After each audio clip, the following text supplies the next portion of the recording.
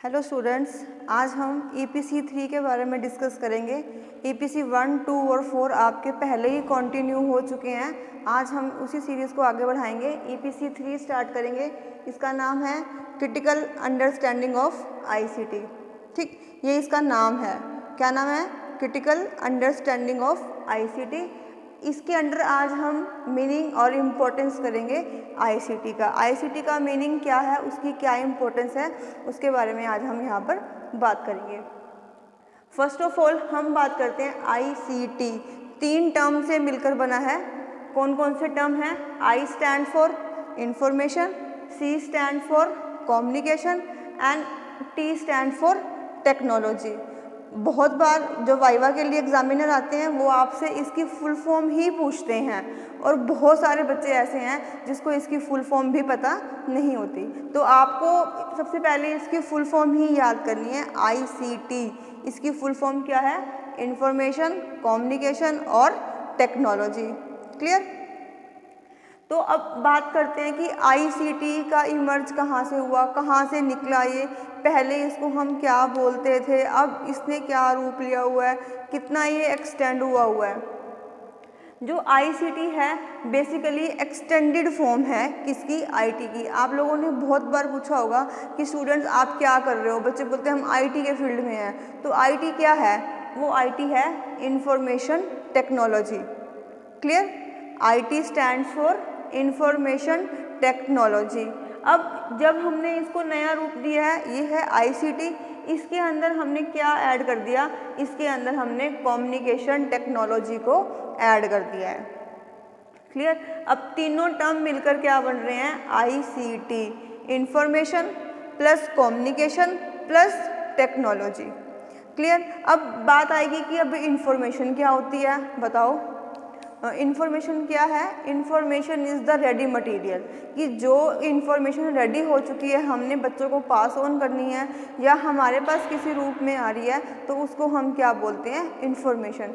Information की भी कुछ क्वालिटीज़ होती हैं। अगर हम उन क्वालिटीज़ को इग्नोर करते हैं तो हमारी इंफॉर्मेशन ऑथेंटिक नहीं होती, वो हमारे काम की नहीं होती। सपोज़ करो कि आपकी फैमिली में किसी की मैरिज है, ठीक है, मैरिज की डेट 1 दिसंबर की फिक्स होती है और उनकी मैरिज का कार्ड आपके पास 4 दिसंबर को आएगा। You got the information on 4 December. Is it valid और नॉट? वो वैलिड नहीं होगी, क्योंकि इंफॉर्मेशन जो है वो 1 तारीख का इन्विटेशन था और वो आपके पास एनी हाउ 4 दिसंबर को मिल रहा है, तो उस इंफॉर्मेशन की वैलिडिटी नहीं है, वो इंफॉर्मेशन हमारे किसी भी काम की नहीं है। ऐसी होती है, एक्यूरेट होनी चाहिए, ऑथेंटिक होनी चाहिए। जिस यूज़र के लिए आप उसको प्रिपेयर कर रहे हो उस यूज़र के लिए वो रिलायबल होनी चाहिए, टाइमली उसके पास पहुंचनी चाहिए। तो कुछ इंफॉर्मेशन की क्वालिटीज़ हैं, उसका भी हमने ध्यान रखना है। एंड नेक्स्ट टर्म आ रही है कम्युनिकेशन। कम्युनिकेशन क्या होता है? कम्युनिकेशन जो है वो कॉमनीज वर्ड से निकल कर आया है। कम्युनिकेशन का मतलब होता है एक्सचेंज। हम यहाँ पर अपने आइडियाज़, कोई थॉट, कोई व्यूज़ हम एक्सचेंज कर रहे हैं। इमोशंस हैं, कोई स्टोरी है, अब थॉट्स हैं, हम एक्सचेंज कर रहे हैं, तो उसको हम क्या बोलते हैं? Communication. Whenever we exchange our ideas, thoughts, it's called communication. Communication की भी एक कंडीशन है, एटलीस्ट 2 पर्सन्स। कम्युनिकेशन के लिए एटलीस्ट 2 पर्सन जो रिक्वायर्ड होते हैं वो होने चाहिए। अगर आपकी प्रोसेस के अंदर 2 पर्सन अवेलेबल नहीं हैं, वो 2 पर्सन कौन से हैं? एक सेंडर और एक रिसीवर। अगर आपके पास सेंडर और रिसीवर अवेलेबल नहीं है तो कम्युनिकेशन एग्जिस्ट नहीं होगा। हम लोग अपने आप से बात करते हैं लेकिन वो इंटर कम्युनिकेशन कहलाएगा, वो कम्युनिकेशन जो बाहर वाला है वो नहीं काउंट नहीं होता। इसके लिए हमें 2 पर्सन्स चाहिए होते हैं, एक चाहिए होता है रिसीवर, एक चाहिए होता है हमें सेंडर। ठीक है? अब थर्ड टर्म आ रहा है टेक्नोलॉजी। टेक्नोलॉजी क्या है? अब आप आज लोग मोबाइल यूज़ कर रहे हो तो वो क्या है? टेक्नोलॉजी है बात करने के लिए। पहले बात मेल करते थे हम, किसी को ऑर्डिनरी मेल करते थे, तो वो सिंपल थी कि हम लोग एक लेटर लेके आ रहे हैं, उसके ऊपर हमने अपने थॉट्स लिखे हैं, उसको पैक किया, एड्रेस किया, हम पोस्ट ऑफिस गए और वहाँ पर हमने सेंड किया। बट टुडे हम क्या है, हम टेक्नोलॉजी को यूज़ कर रहे हैं, हम ईमेल यूज़ करते हैं। आप देखते हो गर्मी को हटाना है, क्या यूज़ करते हो आप? एसी यूज़ करते हो, वो क्या है? टेक्नोलॉजी है। पहले हैंड फैन्स होते थे, आप खुद इस चीज़ को देखोगे कि कितना इवोल्यूशन आया है कि पहले गर्मी भगाने के लिए क्या सिर्फ एक हैंड फैन था, फिर सीलिंग फैंस आए, कूलर, एसी, अब एसी भी अलग अलग वैरायटीज़ के आ रहे हैं। तो ये क्या है, डे बाय डे टेक्नोलॉजी जो है वो इंक्रीज़ हो रही है, जिसके हम यूज़ टू होते जा रहे हैं। थोड़ा टाइम पहले की अगर हम बात करते हैं, बात करने के लिए सिंपल फ़ोन होते थे, आज के हैं एंड्रॉयड हैं, टच हैं, पाम टॉप हैं, डेस्कटॉप हैं, ये सब चीज़ें क्या हैं? ये टेक्नोलॉजी है जो डे बाय डे इंक्रीज़ हो रही है। क्लियर?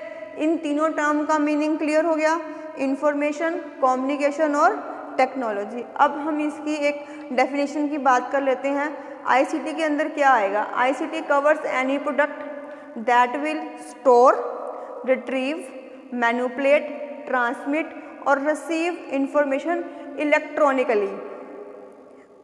गॉट द पॉइंट कि इलेक्ट्रॉनिकली हमें क्या करना है, किसी भी प्रोडक्ट को, किसी भी डाटा को स्टोर करना है, रिट्रीव करना है, मैनिपुलेट करना है, ट्रांसमिट करना है और रिट्रीव करनी है हमने information electronically in a digital form. उसको हम क्या बोलेंगे? आईसीटी। जैसे कि अब कोई भी इंफॉर्मेशन है हम पर्सनल कंप्यूटर्स में रखते हैं, अपने टेलीविजन्स पे हमें दिखाई दे रही है, ईमेल के थ्रू, रोबोटिक्स के थ्रू हमारे पास आ रही है, तो इसको हम क्या बोलते हैं? आईसीटी। एक बार रिपीट कर देती हूँ definition. ICT covers any idea that will store, retrieve, manipulate, transmit और रिसीव इंफॉर्मेशन इलेक्ट्रॉनिकली। सेंड भी इलेक्ट्रॉनिकली करनी है और रिसीव भी इलेक्ट्रॉनिकली करनी है इन अ डिजिटल फॉर्म, उसको हम बोलते हैं आईसीटी। इतना क्लियर है? चलो आगे चलते हैं। अब हम बात करेंगे इसकी इम्पोर्टेंस की। क्या इसकी इम्पोर्टेंस है? देखो, एजुकेशन क्या है? Education is a life long process. सारी लाइफ लॉन्ग चलती है, हम कहीं ना कहीं से कुछ ना कुछ सीखते रहते हैं। इसके अंदर हमने ऐड कर दी वैरायटी ऑफ लर्नर्स। यहाँ पर अब इलेक्ट्रॉनिकली अब हम लर्न कर रहे हैं, तो एक टाइप का लर्नर नहीं है, डिफरेंट टाइप ऑफ लर्नर्स यहाँ पर अवेलेबल होंगे। बेस्ट क्वालिटी क्या है? एनी टाइम, आप किसी भी टाइम अपनी इंफॉर्मेशन को रिट्रीव कर सकते हो, एनीवेयर। आज कोविड का सीन चल रहा है, हम लोगों में से किसी ने भी ये अज्यूम नहीं किया था कि जो बच्चों का पर्सनल स्टडी रूम है वो आज क्या बन जाएगा? क्लासरूम में कन्वर्ट हो जाएगा, क्योंकि बच्चों के स्कूल बंद हैं, बच्चे नहीं जा रहे हैं, वो घर से ही ऑनलाइन स्टडी कर रहे हैं, तो वो इन्फॉर्मेशन को एनीवेयर, अब बच्चों का पर्सनल स्टडी रूम है वो क्लासरूम में कन्वर्ट हुआ है। प्लस हमने क्या कर दिया? Technologically literacy. जिन बच्चों को आज तक रूरल एरिया की अगर हम बात करें, जिन बच्चों को आज तक फ़ोन चलाना, ऑपरेट करना नहीं आता था, उनको भी इस टफ टाइम के अंदर इलेक्ट्रॉनिकली जो टेक्नोलॉजिकली की लिटरेसी है वो उन्होंने सीख ली है। वो फ़ोन को ऑपरेट करना, फ़ोन को चलाना, अपनी क्लासेस लगानी, किसी भी तरह के नोट्स निकालने, पीडीएफ बनानी, वो सब आज बच्चे जो हैं वो सीख चुके हैं। Plus reduce cost of education. Education की कॉस्ट को बहुत हद तक रिड्यूस किया है। पहले तो क्या था, हमें पढ़ने के लिए भारी भरकम बुक्स की ज़रूरत पड़ती थी, लेकिन आज क्या है? ई लाइब्रेरीज़ एक ऐसा, यहाँ पर हम बात करते हैं इनोवेशन है कि जहाँ पर बुक्स की नीड ही नहीं रहती। पीडीएफ की फॉर्म में हमें पता नहीं कितनी ही टाइप की बुक्स हमें वहाँ पर अवेलेबल हो जाती हैं, वो भी फ्री ऑफ कॉस्ट। तो यहाँ पर इन्होंने आईसीटी ने क्या कर दिया है?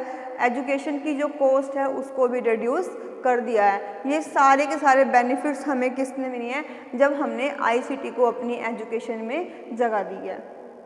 क्लियर?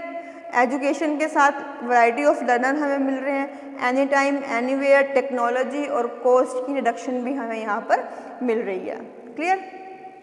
आगे हम बात करते हैं कि इसके बेनिफिट्स क्या हैं, क्या क्या बेनिफिट्स हमें आईसीटी को एजुकेशन में यूज़ करने के लिए मिले हैं। सबसे पहला क्या है, स्प्रेडिंग डिजिटली लिटरेसी। अभी हमने यहाँ पर बात की कि बच्चों को टेक्नोलॉजी यूज़ करनी आ गई है। जब बच्चे टेक्नोलॉजी यूज़ कर रहे हैं, कंप्यूटर्स यूज़ कर रहे हैं, मोबाइल यूज़ कर रहे हैं, दैट मीन्स क्या है, वो डिजिटली इलिटरेट हो रहे हैं, वो डिजिटली पढ़ाई करना सीख रहे हैं, उनको टेक्नोलॉजी के वो यूज़ टू हो रहे हैं।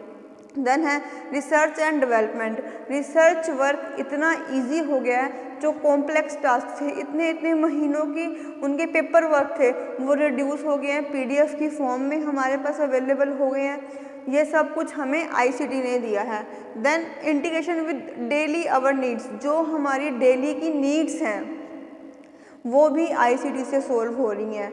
इसका एग्जांपल बताती हूँ। आप, अब कोविड का पीरियड था, लॉकडाउन था, आप लोग सब लोग घर पे ही थे, तो आप लोगों ने क्या किया है, मदर्स ने क्या किया है, कुछ भी नई डिश ट्राई करनी है, यूट्यूब खोला, कैसे उसको बनाना सिखा रहे हैं, कैसे उसको कितना कितना कैसे काम करना है, कितना इंग्रेडिएंट्स लेने हैं, वो सब कुछ उन्होंने कहाँ से सीखा, यूट्यूब से सीखा, घर बैठे हुए सीखा, कहीं बाहर नहीं गए वो, और अपनी जो डेली की नीड्स थी उन्होंने उसको वहाँ पर सेटिस्फाई किया है। नई नई डिशेस ट्राई की हैं, बच्चों को हेल्दी फूड बना कर उन्होंने लॉकडाउन के टाइम में बच्चों को सर्व किए हैं।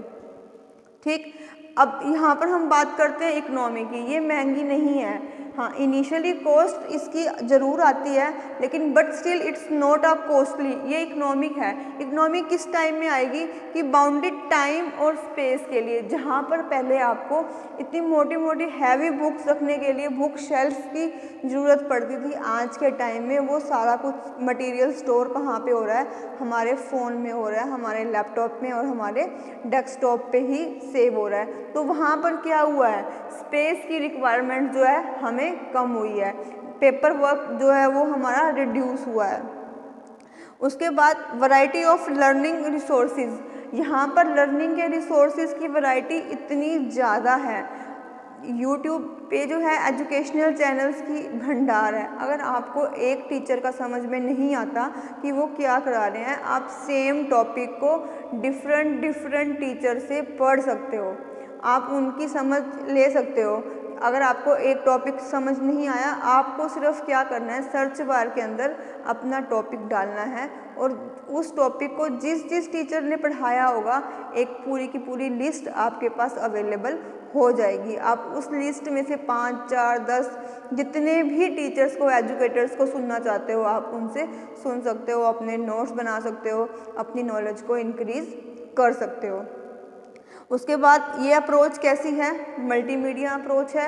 इसको मल्टीमीडिया क्यों बोलते हैं, यहाँ पर मोर देन वन मीडिया हम यहाँ पर यूज़ कर रहे हैं। हम देखते हैं एनिमेशंस भी देखते हैं, टेक्स्ट भी देख रहे हैं, साउंड भी देख रहे हैं, टीचर्स की पीडीएफ भी हमें मिल रही हैं, हैंड रिटन नोट्स भी हैं, कंप्यूटराइज नोट्स भी हैं। तो वहाँ पर क्या है, एजुकेशन के अंदर मल्टीमीडिया अप्रोच हमें यहाँ पर दिखाई दे रही है। Last one is authentic and up to date information. जितनी भी इंफॉर्मेशन अपलोड की जाएगी, हम एज्यूम करके चलते हैं कि वो ऑथेंटिक होगी, कि जो भी एजुकेटर अपनी नॉलेज को शेयर करना चाह रहा है तो वो पहले अपनी इंफॉर्मेशन को एक बार चेक ज़रूर करेगा कि उसकी इंफॉर्मेशन ऑथेंटिक है या नहीं है। और अप टू डेट इंफॉर्मेशन हमें डेट वाइज हमें मिल जाती है, कि पुराना डाटा देखना है तो वो भी हमारे पास अवेलेबल है, और लेटेस्ट इन्फॉर्मेशन हमें देखनी है तो वो भी अवेलेबल है। तो आज हमने क्या किया है, आज हमने जस्ट सिर्फ मीनिंग और इम्पोर्टेंस की है आईसीटी की। नेक्स्ट टाइम हम इसके टूल्स और इसकी एप्लीकेशंस के बारे में डिस्कस करेंगे।